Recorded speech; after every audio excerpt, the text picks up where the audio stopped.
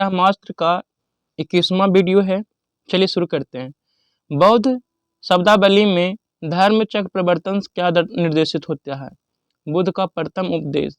गौतम बुद्ध ने ऋषिपत्तनम सारनाथ में अपने 5 साथियों को प्रथम बार उपदेश दिया। बौद्ध धर्म में इसे धर्म चक्र प्रवर्तन की संज्ञा दी जाती है। यह उपदेश दुख के कारणों तथा उनके समाधान से संबंधित था। इसके 4 8 शर्त कहा जाता है। बुद्ध ने सर्वाधिक उपदेश कौशल की राजधानी श्रावस्ती में दिए थे। बुद्ध के अनुसार निम्नलिखित में से किससे निर्वाण की प्राप्ति होती है? अष्टांगिक मार्ग के अनुसार। बुद्ध के अनुसार प्रत्येक वस्तु किसी न किसी कारण से उत्पन्न होती है। यदि उस कारण का विनाश हो जाए तो वस्तु का भी विनाश हो जाए। यह अतः यदि दुखों के मूल कारण अविद्या का विनाश कर दिया जाए तो दुख भी नष्ट हो जाएगा। दुख निरोधक को ही निर्वाण कहा जाता है। निर्वाण का अर्थ जीवन का विनाश न होकर उसके दुख का विनाश है। सभी संस्कार वैधर्म हैं। अप्रमाद के साथ अपने मोक्ष का संपादन करें। इन वचनों का श्रेय किसे दिया जाता है? बुद्ध को। बुद्ध के प्राचीनतम मूर्तियां लगभग एक ही समय में बनी थी, मथुरा एवं गंधार में। बुद्ध की प्राचीनतम मूर्तियां लगभग एक ही समय में मथुरा एवं गंधार में बनी थी। गंधार शैली में भारतीय विषयों को यूनानी ढंग से व्यक्त किया गया। बुद्ध की मृत्यु हुई 483 ईसा पूर्व में। महात्मा बुद्ध की मृत्यु 483 ईसा पूर्व में हुई। महात्मा बुद्ध बौद्ध धर्म के प्रचार के क्रम में पावापुरी आए, जहां महात्मा बुद्ध धर्म प्रचार के पावापुरी आए, जहां पैचुंद नामक सोनार के यहाँ भोजन करने के बाद उन्हें एक बीमारी हो गई जिसका नाम अतिसार था। बीमारी की यही अवस्था में महात्मा बुद्ध कुशीनगर गए और वहां उनकी मृत्यु 483 ईसा पूर्व में हो गई। महात्मा बुद्ध की मृत्यु को बौद्ध धर्म के इतिहास में महापरिनिर्वाण के नाम से जाना जाता है। महात्मा बुद्ध अपने जीवन का अंतिम उपदेश कुशीनगर में अपने शिष्य सुवक्ष को दिया था। बुद्ध का अर्थ होता है प्रबुद्ध व्यक्ति। चलिए नेक्स्ट प्रश्न है। बुद्ध का अर्थ होता है प्रकाश, इसीलिए बुद्ध को एशिया का प्रकाश पुंज कहा गया है। ज्ञान प्राप्ति के बाद सिद्धार्थ बुद्ध कहलाए। बुद्ध द्वारा घर त्याग करने की घटना को इतिहास में महाभिनिष्क्रमण के नाम से जाना जाता है। बुद्ध द्वारा दिए गए पहले उपदेश को हम धर्म चक्र प्रवर्तन के नाम से जानते हैं। बुद्ध की मृत्यु को इतिहास में महापरिनिर्वाण के नाम से जाना जाता है। बुद्ध का सर्वोत्तम वर्णन किस रूप में किया जा सकता है? अनिश्वरवादी में। गौतम बुद्ध का जन्म 563 ईसा पूर्व में कपिलवस्तु के लुम्बिनी नामक स्थान पर हुआ था। ये बौद्ध धर्म के संस्थापक थे तथा इन्हें एशिया का ज्योतिपुंज कहा जाता था। बौद्ध धर्म मूलतः अनिश्वरवादी है। इसमें आत्मा की परिकल्पना भी नहीं है। बौद्ध धर्म में पुनर्जन्म की मान्यता है। भगवान बुद्ध ने अपना पहला धर्मोपदेश कहाँ पर दिया? बिहार में, नालंदा में। महात्मा बुद्ध ने अपने जीवन का पहला उपदेश सारनाथ में दिया था। इसे बौद्ध धर्म के इतिहास में हम धर्म चक्र प्रवर्तन के नाम से जानते हैं।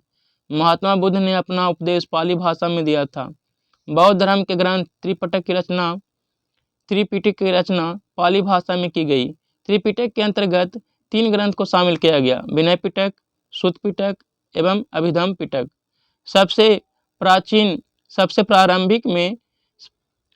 सबसे प्रारंभिक में वर्तमान बौद्ध स्तूप कहाँ आते हैं? सांची में। सबसे प्रारंभिक वर्तमान बौद्ध स्तूप सांची से आते हैं। सांची वर्तमान समय में मध्य प्रदेश के रायसेन जिले में स्थित है। प्रमुख स्तूपों की संख्या 3 है। सबसे बड़ा स्तूप महास्तूप के नाम से प्रसिद्ध है। इस स्तूप की ढांचा 3वीं शताब्दी ईसा पूर्व में अशोक द्वारा बनाया गया। तत्पश्चात शुंग शासकों द्वारा इसे विस्तृत किया गया। भारतीय इतिहास के निम्नलिखित युगों में से किसके दौरान क्षत्रिय एक विशिष्ट पहचान रखते थे? बुद्ध के युग में। बुद्ध युग में क्षत्रिय एक विशिष्ट पहचान रखते थे। महात्मा बुद्ध एवं महावीर स्वामी स्वयं क्षत्रिय कुल से संबंधित है। बौद्धकालीन ग्रंथ अंगुत्तर निकाय में 16 महाजन पदों की सूची प्राप्त होती है, जिसके अधिकतर शासक क्षत्रिय कुल से संबंधित है। गौतम बुद्ध का जन्म स्थान किसके द्वारा अंकित किया जाता है? अशोक का रुम्नीदेई स्तंभ के द्वारा अंकित किया जाता है। चलिए नेक्स्ट प्रश्न है, बाष्पीकरण क्या होता है? साधारण ताप पर गर्म करने पर जब द्रव वाष्प में बदल जाता है तब ऐसी क्रिया को बाष्पीकरण कहते हैं। हीमोग्लोबिन लाल रक्त कोशिकाओं को रंग प्रदान करने वाला एक तत्व है। हीमोग्लोबिन लाल रक्त कोशिकाओं को लाल रंग प्रदान करने वाला एक तत्व है। हीमोग्लोबिन का काम है ऑक्सीजन को पहुंचाना शरीर के सभी भागों में। रिबोफ्लोबिन क्या है? तो एक विटामिन है। लकड़ियों के जलने से निकलने वाली मुख्य गैस कौन है? Carbon dioxide. कार्बन डाइऑक्साइड लकड़ियों के जलने से निकलने वाली मुख्य गैस है। सबसे बुरा वायु प्रदूषण होता है कार्बन मोनोऑक्साइड से। जल प्रदूषण होता है किससे? औद्योगिक अपशिष्ट से जल प्रदूषण होता है। जल प्रदूषण औद्योगिक अपशिष्ट से होता है। शीरा शुगर केन का बायो प्रोडक्ट है, इससे शराब बनाई जाती है। राष्ट्रीय रासायनिक प्रयोगशाला कहाँ स्थित है? पूना में। राष्ट्रीय रासायनिक प्रयोगशाला पूना में स्थित है। चलिए नेक्स्ट प्रश्न है, पेट्रोलियम पाया जाता है अपसादी शैलों में। पेट्रोलियम पाया जाता है अपसादी शैलों में, पेट्रोलियम पदार्थ पाया जाता है। नाइट्रोजन की अधिकतम मात्रा निम्नलिखित पदार्थ में पाई जाती है। यूरिया में। यूरिया में नाइट्रोजन की अधिकतम मात्रा पाई जाती है। इससे 46%, इसमें 46% नाइट्रोजन होता है। बेरी नामक रोग निम्नलिखित में किस विटामिन की कमी से होता है? आयोडीन। बेरी नामक रोग किस विटामिन की कमी से होता है? विटामिन बी की कमी से। बेरी नामक रोग विटामिन बी की कमी से होता है। पसीने में होते हैं जल, लवण तथा अपशिष्ट द्रव। कार्बन डाइऑक्साइड चक्र का अर्थ है मनुष्य की श्वसन क्रिया से ऑक्सीजन कार्बन डाइऑक्साइड में परिवर्तित होती है।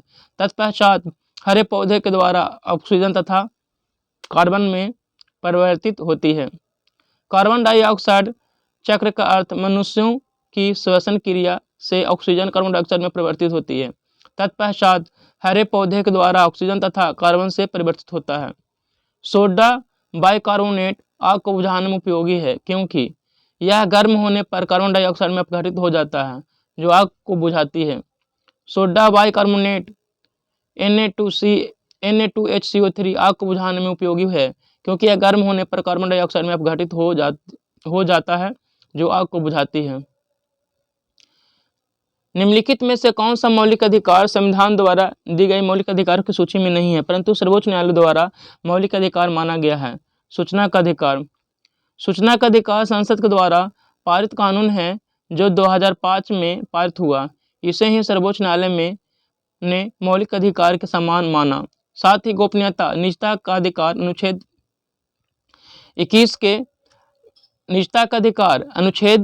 21 में, जबकि शिक्षा का अधिकार अनुच्छेद 21 के काम में अधिकार को सर्वोच्च न्यायालय ने मौलिक अधिकार माना। मौलिक अधिकार से संबंधित कथन पर विचार करना है। मौलिक अधिकारों को न्यायिक संरक्षण प्राप्त है। मौलिक अधिकार अमेरिका के संविधान से लिया गया है और ये संविधान के भाग 3 में है। इसी को भारतीय संविधान का मैग्ना कार्टा कहा जाता है। मौलिक अधिकारों को केवल संविधान में दी गई रीति के अनुसार स्थगित किया जा सकता है। मौलिक अधिकार केवल राज्य के विरुद्ध लागू कराए जा सकते हैं। मौलिक अधिकार अनुच्छेद 12 से 35 तक उल्लेख है। अनुच्छेद 32 के आधार पर मौलिक अधिकार को न्यायिक संरक्षण प्राप्त है। सुप्रीम कोर्ट इसका फैसला करेगा। आपातकाल में मौलिक अधिकार का राष्ट्रपति अनुच्छेद 20 एवं राष्ट्रपति मौलिक काल में मौलिक अधिकार को राष्ट्रपति अनुच्छेद 20 एवं 21 को अधिकार को छोड़कर सभी को स्थगित कर सकते हैं। मौलिक अधिकार में संशोधन करने का अधिकार सिर्फ संसद को है। संविधान प्रारूप समिति का अध्यक्ष डॉक्टर भीमराव अम्बेडकर ने किस अनुच्छेद को संविधान का हृदय एवं आत्मा कहा? अनुच्छेद 32 को। अनुच्छेद 32 के तहत संवैधानिक उपचार के अधिकार को संविधान का हृदय एवं आत्मा कहा गया है। अनुच्छेद 13 में यदि विधानमंडल के द्वारा बनाया गया कानून मौलिक अधिकारों को असंगत हो तो उच्च या सर्वोच्च न्यायालय उसे रद्द कर सकता है। अनुच्छेद 21 प्राण एवं दैहिक स्वतंत्रता का अधिकार के बारे में वर्णन है। अनुच्छेद 51 में अंतर्राष्ट्रीय शांति व्यवस्था को बनाए रखना। भारतीय संविधान में असत्य कथन स्वतंत्रता का अधिकार अनुच्छेद 19 से 23 में वर्णित है। स्वतंत्रता के अधिकार के अंतर्गत अनुच्छेद 19 का वाक स्वतंत्रता का वर्णन है। अनुच्छेद 20 में एक अपराध के लिए एक ही बार दंड दिए जाने का अधिकार है। अनुच्छेद 21 में प्राण एवं दैहिक स्वतंत्रता का अधिकार है। अनुच्छेद 21 के क में 6 से 14 वर्ष के बच्चों को निःशुल्क एवं गुणवत्तापूर्ण शिक्षा पाने का अधिकार प्राप्त है। अनुच्छेद 22 में अपने आप को गिरफ्तार किए जाने पर शीघ्र न्यायालय में उपस्थित होने का अधिकार है। स्वतंत्रता का अधिकार अनुच्छेद 19 से 22 में वर्णित है। चलिए, हमारे ग्रह धरती का नाम किस भाषा से उत्पन्न होता है? तो अंग्रेजी से। हमारे ग्रह धरती का नाम अंग्रेजी भाषा से उत्पन्न हुआ है। पृथ्वी की आयु 4.6 अरब वर्ष पुरानी मानी जाती है। सूर्य की आयु 500 अरब वर्ष पुराना माना जाता है। पृथ्वी एवं सौरमंडल की उत्पत्ति सूर्य से माना जाता है। पुरानी वस्तुओं का पता यूरेनियम विधि से लगाया जाता है। पृथ्वी एकमात्र ग्रह है जहाँ पर मानव निवास करते हैं। पृथ्वी अपने अक्ष पर 24 घंटे में घूमती है, इसी कारण दिन रात होता है। पृथ्वी सूर्य की परिक्रमण 365 दिनों में करती है, इसी कारण जलवायु बदलते हैं। तारे मुख्यतः किससे बने होते हैं? हाइड्रोजन और हीलियम से। हाइड्रोजन और हीलियम से तारे मुख्यतः बने होते हैं। तारे खगोलीय पिंड हैं। तारे लगातार प्रकाश एवं ऊष्मा उत्सर्जित करते रहते हैं। तारे के भार में 70% हाइड्रोजन, 28% हीलियम, 1.5% कार्बन, नाइट्रोजन एवं नियॉन तथा 0.5% लौह एवं अन्य भारी तत्व होते हैं। तारे के 3 रंग होते हैं, लाल, सफ़ेद और नीला। प्रोक्सिमा सेंचुरी सूर्य के बाद पृथ्वी का सबसे निकट का तारा है। ब्लू मून क्या है? महीने में आने वाला दूसरा पूरा चांद। ब्लू मून महीने में आने वाला दूसरा पूरा चांद होता है। चंद्रमा पृथ्वी का एकमात्र उपग्रह है। चंद्रमा सूर्य के प्रकाश से चमकता है। जब सूर्य और चंद्रमा के बीच में पृथ्वी आ जाती है तो चंद्र ग्रहण लगता है। चंद्र ग्रहण हमेशा पूर्णिमा की रात्रि में ही होता है। सूर्य एवं पृथ्वी के बीच चंद्रमा के आ जाने से सूर्य ग्रहण होता है। पूर्ण सूर्य ग्रहण हमेशा अमावस्या को होता है। हैली धूमकेतु की कौन सी साल में पृथ्वी के आसपास के क्षेत्र में लौटने की उम्मीद है? 2061 में। 2061 में हेली धूमकेतु का पृथ्वी के आसपास के क्षेत्र में लौटने की उम्मीद है। हेली पूछल तारा 76 वर्ष में एक बार दिखाई देता है। प्लूटो ग्रह की खोज किस वर्ष की गई थी? 1930 में प्लूटो ग्रह की खोज की गई थी। चलिए नेक्स्ट प्रश्न है। प्लूटो ग्रह की खोज 1930 में किया गया था। प्लूटो अब बौना ग्रह है। बुध अब सबसे छोटा ग्रह है। खगोल शास्त्रियों ने प्लूटो ग्रह का पता लगाया था। किसने लगाया था? क्लाइड टॉम्बाउ ने खगोल शास्त्री ने प्लूटो ग्रह का पता लगाया। प्लूटो ग्रह की खोज 1930 में किया गया था। प्लूटो सौरमंडल का सबसे छोटा ग्रह था। अगस्त 2006 ईस्वी से प्राग में अंतर्राष्ट्रीय खगोल एजेंसी सम्मेलन में इसे ग्रह को श्रेणी से बाहर कर दिया गया। अब प्लूटो बौना ग्रह है। अब सौरमंडल में बुध सबसे छोटा ग्रह है। हेली धूमकेतु का अक्षीय अवधि कितना वर्ष है? तो 75। हेली धूमकेतु का अक्षीय अवधि 76 वर्ष है। यह अब 2062 में पुनः दिखाई देगा। आकाश गंगाओं के बुनियादी प्रकार में कौन एक नहीं है? कौन नहीं है? रेगुलर्स नहीं है। रेगुलर्स आकाश गंगाओं के बुनियादी प्रकाश में से एक नहीं है। आकाश गंगा स्वच्छ आकाश में दिखाई देती हैं। स्वच्छ आकाश में दुग्ध मेखला, मंदाकिनी अंधेरी रात में उत्तर से दक्षिण आकाश में हल्के तारों की चौड़ी पट्टी के रूप में प्रतीत होती है, जो करोड़ों टिमटिमाते तारे से मिलकर बनी है। यह प्रकाश की बहती हुई नदी की तरह प्रतीत होती है। यह आकाश गंगा कहलाती है। आकाश गंगा को दूध मेखला नाम से जाना जाता है। हमारा सौरमंडल दूध मेखला का सदस्य है। आकाश गंगा का आकार सर्पिलाकार होता है। आकाश गंगा का आकार सर्पिल है। आकाश गंगा को उत्तर से दक्षिण आकाश में हल्के सफ़ेद तारों की चौड़ी पट्टी के रूप में प्रतीत होती है, जो करोड़ों टिमटिमाते तारों से मिलकर बनी है। अंधेरी रातों में पृथ्वी से देखने पर यह प्रकाश की बहती हुई नदी सी तरह प्रतीत होती है। मंदाकिनी अरबों तारों का एक विशाल निकाय है। मंदाकिनी की विशालता के कारण इसे प्रायद्वीपीय ब्रह्मांड कहा जाता है। वोल्टमीटर से विभवांतर मापा जाता है। एकांक धनावेश को चालक के एक सिरे से दूसरे तक ले जाने में कार्य किया गया कार्य सिरों के बीच विभवांतर कहलाता है। यह आदिश राशि है। आमीटर यह धारा मापी यंत्र है। परिपथ में श्रेणी क्रम में जोड़ा जाता है। यह आदर्श एमीटर एवं प्रतिरोध शून्य होना चाहिए। गैल्वेनोमीटर यह विद्युत परिपथ में विद्युत धारा की उपस्थिति का पता लगाने वाला यंत्र है। इसकी मदद से विद्युत धारा मापी जाती है। वेंटूरीमीटर यह द्रव के प्रवाह को मापता है। एंगस्ट्रॉम क्या किसको मापता है? तो तरंगदैर्घ्य को। टैकोमीटर यह उपकरण है चाल को मापने वाला। निम्नलिखित में से किस भौतिक राशियों के समान बीमा सूत्र नहीं है? बल एवं दाब का, जबकि कार्य एवं ऊर्जा, आवेग एवं संवेग, भार एवं बल का भौतिक राशि के समान बीमाएं हैं। दो वेक्टर जिनका अलग अलग मान है उनका परिणामी शून्य नहीं हो सकता। कौन सदिश राशि है? तो बल क्या है? बल एक सदिश राशि का उदाहरण है। कौन सदिश राशि है? त्वरण। त्वरण क्या है? सदिश राशि का उदाहरण है। विस्थापन, वेग, त्वरण, बल, संवेग, आघूर्ण, बल, आघूर्ण, विद्युत तीव्रता, धारा, घनत्व, चुंबकीय क्षेत्र, चुंबकीय तीव्रता, चुंबकीय प्रेरण, ये सभी सदिश राशि का उदाहरण है। सदिश राशि जिसमें परिमाण के साथ साथ दिशा हो उसे सदिश राशि कहते हैं। सदिश राशि कोणीय संवेग सदिश राशि का उदाहरण है।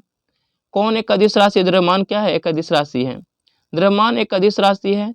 वे राशियां जिनमें परिमाण तो हो किंतु दिशा नहीं हो, अदिश राशि कहलाता है। दूरी, आयतन, चाल, घनत्व, ऊष्मा, क्षेत्रफल, विद्युत धारा, ताप, कार्य, ऊर्जा, शक्ति इत्यादि।